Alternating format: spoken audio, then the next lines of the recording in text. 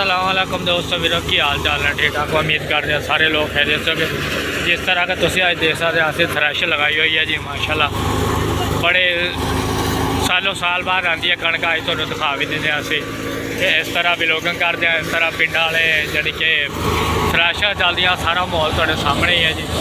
जे साडे ट्रैक्टर है जी अग जानी कि गंदम वाला रोग लाई जाता जी। इहदे अगली साइड से तूड़ी निकलती है, देख सकते तुसीं माशाल्लाह लेवल खरी है सारी।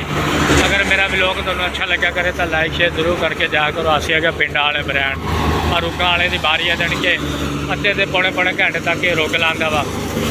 इतों दाने निकलते माशाल्लाह देख सकते हो तुसीं माशाल्लाह जी।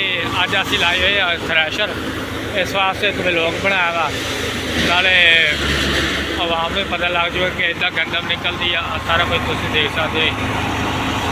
तो अगर मेरा ब्लॉग अच्छा लगा करे लाइक शेयर जरूर करके जाया करो। शो जरूर क्योंकि नजदीक करके बना रहे हैं, इस वास्ते चेक कर सकते हो तुसीं जी। क्योंकि पिंड वाले ब्रांड है जी दोस्तों। अगे तूड़ी निकलती पई है देखा, तो इधर सामने रुगा वाला बंदा रुग लांदा पिया वा।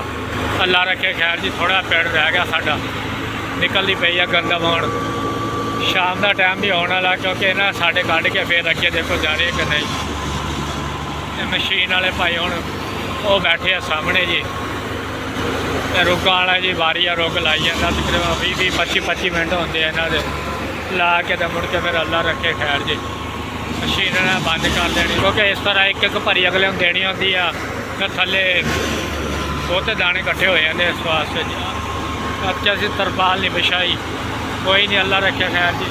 पिंड वाले दोस्तों अगर मेरा ब्लॉग तुहानूं अच्छा लगे तो लाइक शेयर जरूर करके जाना।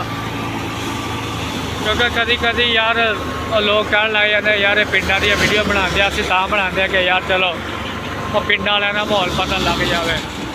असीं सारा कुछ तुहानूं दिखाईदा वा। ट्रैक्टर आई सामने खड़ा, तो इधरों रुग लाने वाला बंदा वा जिहा खड़ा।